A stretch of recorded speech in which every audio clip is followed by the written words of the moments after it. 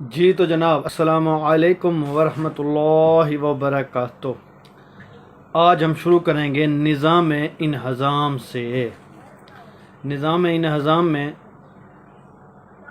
معدہ اور معدہ میں ہونے والی گیس، السر، الٹی، متلی، قے، قبض، جگر کی ادویات، یہ جگر کے مرض کے لیے ادویات، یعنی کہ ہم نظام انہضام میں استعمال ہونے والی ادویات کو 1 بائی 1 روزانہ کی بنیاد پر ایک ایک دوائی کو آسان لفظوں میں ڈسکس کریں گے۔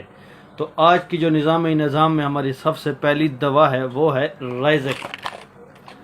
ریزک اومیپرازول۔ اس کا جو فارمولہ ہے یہ ہے سالٹ اومیپرازول۔ مین چیز یہ ہے، اوپر والا برانڈ نیم ہے۔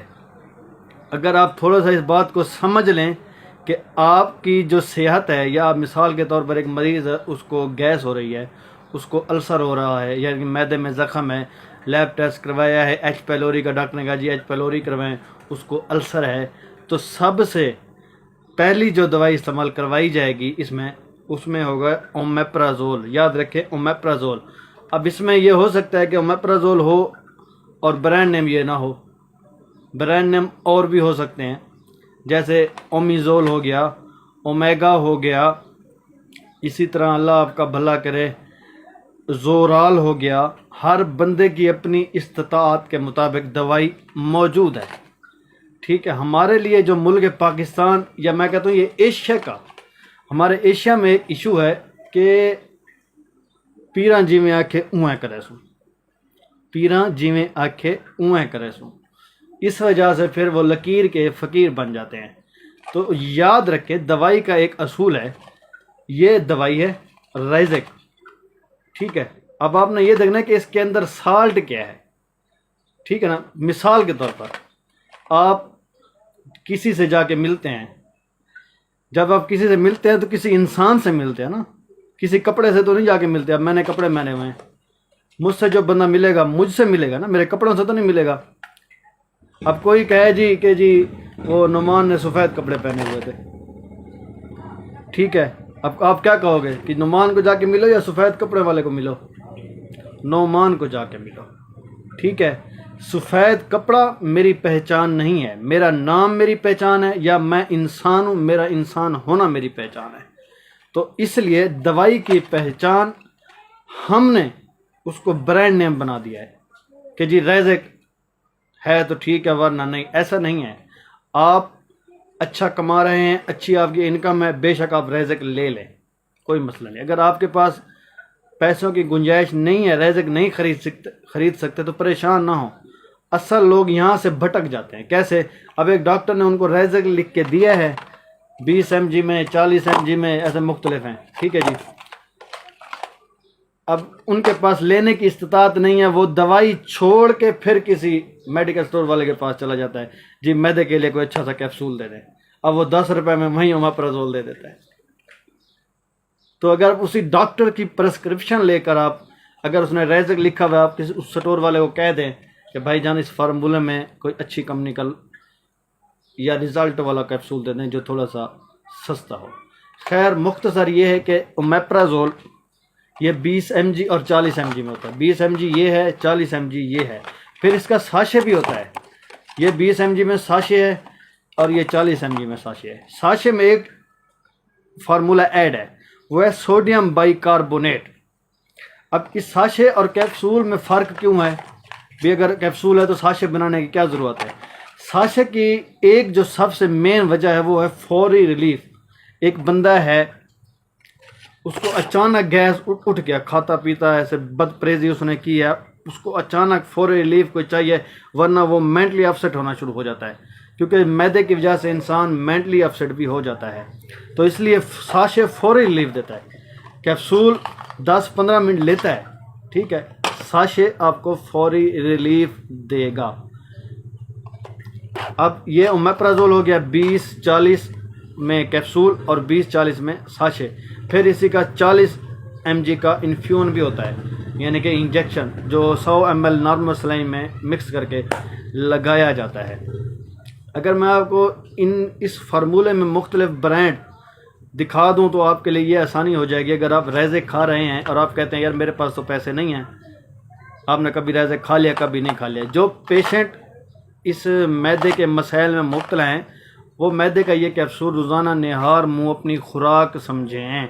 اگر انہوں نے ٹھیک رہنا ہے تو کسی ڈاکٹر سے مشورے کے بعد. اب آئیں میں آپ کو اس اومیپرازول کے اس سالٹ میں مختلف کمپنیوں کے مختلف پروڈکٹ دکھاتا ہوں.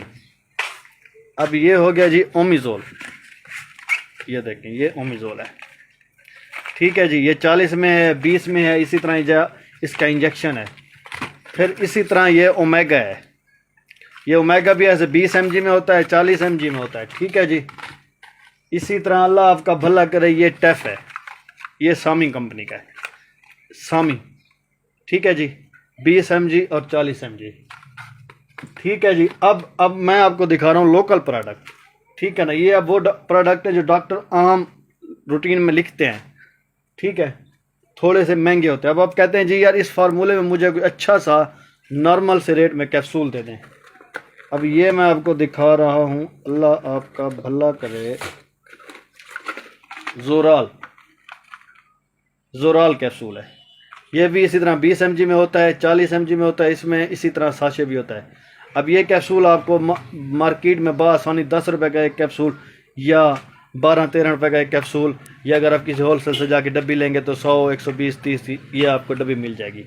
کہنے کا مطلب یہ ہے کہ آپ کو یہ 10 کا پڑے گا. اور ریزک اگر آپ 20 mg والا لیں گے یہ اس وقت 21-22 روپے اس کی قیمت ہے، ٹھیک ہے جی. اسی طرح اومیپرازول میں مختلف کمپنیاں ہیں. اب یہ دیکھیں یہ لوکل کمپنی ایک قسم کی ہے، اس کا بھی رزلٹ اچھا آپ لے سکتے ہیں اگر آپ کے پاس ریزک لینے کی وہ نہیں ہے تو استطاعت نہیں ہے. اسی طرح یہ ہے. کہنے کا مطلب یہ ہے کہ ٹینشن نہیں لینی چاہیے، تھوڑا سا بات کو سمجھنا ہوتا ہے. یہ میں آپ کو کہہ رہا تھا کہ انجیکشن بھی ہوتا ہے، یہ ریزک انجیکشن ہے، ٹھیک ہے جی. اسی طرح یہ ریپڈ ہے، یہ گلوبل کمپنی کا ہے. یہ ریپڈ 40 mg میں انفیوژن ہوتا ہے، ٹھیک ہے جی. یہ ہو گیا. نمبر 2، آپ نے دوائی لی، یہ دوائی ہے، ٹھیک ہے، یہ کیپسول ہے ریزک. اب اس پر اس کا لوگو، یہ کمپنی کا لوگو ہے، گیٹس فارما، ٹھیک ہے جی. اب آپ کیا، ڈاکٹر نے آپ کو لکھ دیا گیٹس فارما کا ریزک. اب یہ آپ پہ فرض نہیں ہو گیا کہ آپ نے ریزک گیٹس کمپنی کا ہی کھانا ہے، ٹھیک ہے. آپ کے پاس پیسے نہیں ہیں، اب ڈاکٹر کی پرسکرپشن کو معمولی نہ سمجھیں، ٹھیک ہے. ہمارے لوگوں میں عذاب یہی ہے. اب ایک مریض ہے، وہ ڈاکٹر کے پاس گیا ہے، ٹھیک ہے، اس نے یہ دوائی لکھوائی ہے ریزک کیپسول 40 میں، مثال 40، یہ طاقت ہے 40 والی، ٹھیک ہے. ڈاکٹر نے لکھ کے دیا جس کو آپ 2 ہفتے کھائیں، 2 ہفتے بعد دوبارہ مجھے چیک اپ کروائیں، ٹھیک ہے. اب اس شریف آدمی جب وہ میڈیکل اسٹور پر گیا ہے، اب یہ 21 کیپسول ہیں 670 روپے کا، مطلب اگر آپ 14 لیں گے تو 400 روپے کے بنے گے. ڈاکٹر نے آپ کو 2 ہفتے کا کہا ہے. تو اس میں یہ ہے، اب وہ مریض نہیں لیتا، یار یہ تو بہت مہنگے ہیں. اب وہ اس نے جو نسخہ جیب میں ڈال لیا، چلا گیا. پھر بعد میں جی اچھا جہاں کوئی چنگا جہاں اچھا سا کوئی کیپسول دے دے میدے کے لیے. اب وہ بندہ وہیں جو میں نے آپ کو زورال دکھایا ہے، وہیں وہ 40 mg والا 20 mg والا آپ کو 15 روپے میں وہ دے دیتا ہے. اب یہاں پہ کیا ہوا، آپ نے تھوڑا سا معاملے کو، بات کو سمجھا نہیں. اگر آپ پہلے سمجھ لیتے کہ یار یہ گیٹس کمپنی کا اومیپرازول ہے، آپ مجھے کسی لوکل سی کمپنی یا اچھی کمپنی کا کم ریٹ والا کوئی اومیپرازول دے دیں تاکہ ڈاکٹر کی پرسکرپشن میں جاری رکھوں اور مجھے کچھ فائدہ بھی ہو جائے. یہ بات آپ ڈاکٹر کو بھی کہہ سکتے ہیں، ڈاکٹر کو بھی اوپر سے تو نہیں اتر گیا ہوا، ڈاکٹر کو بھی آپ بات کر سکتے ہیں کہ ڈاکٹر صاحب میری اتنی وسعت نہیں ہے دوائی لینے کی، آپ برائے مہربانی مجھے ایسی دوائی لکھ کے دے دیں کہ جیسے میں لے سکوں. تو جناب آج ہم نے اومیپرازول پر ڈسکشن کیا ہے. روزانہ اسی طرح انشاءاللہ ہم ایک دوائی پر ایک عام لفظوں میں گفتگو کریں گے تاکہ اس سے آپ کو بھی فائدہ ہو، اور ہمارے پاس یا میرے پاس جو تھوڑی سی تجربے کی بنیاد پر یا علمی لیول پر معلومات ہے وہ میں آپ کو دے سکوں. ایک اور ریمائنڈ میں یہاں پہ آپ کرواتا جاؤں کہ میری جو بھی بات ہوگی وہ آپ کے لیے ڈائگنوز نہیں ہے، ایک رہنمائی ہے، ٹھیک ہے.